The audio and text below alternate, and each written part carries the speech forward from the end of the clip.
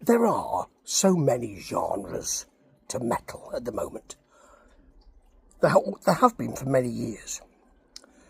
And this is not a genre yet, but it's a sound. And it shouldn't work. And sometimes it doesn't.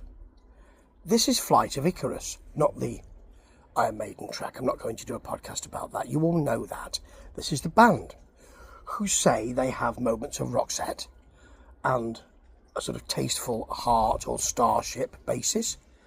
I'll go for the first, not the second. I won't go for Roxette either. Never been of interest to me. But what they try and do is to give us a bit of pop. AOR and pop. And they've got a new album out called Terra Nova.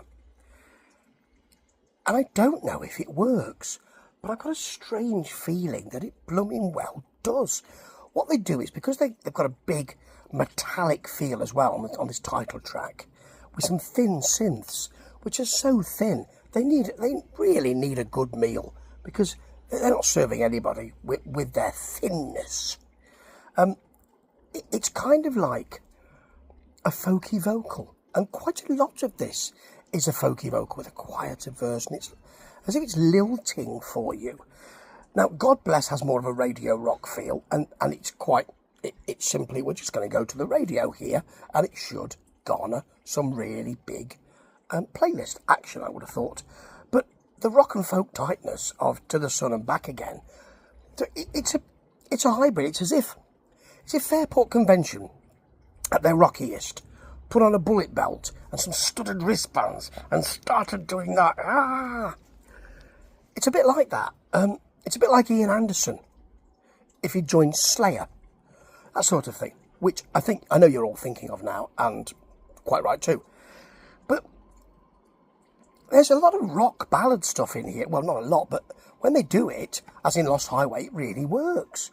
And Nanjalima, I think that's what it's called, has such an easy verse and a soaring chorus. You think, well, actually, I could listen to that all day.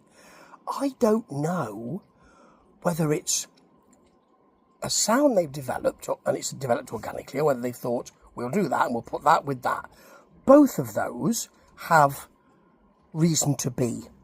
And this is interesting, but I can't work out whether I like it or not.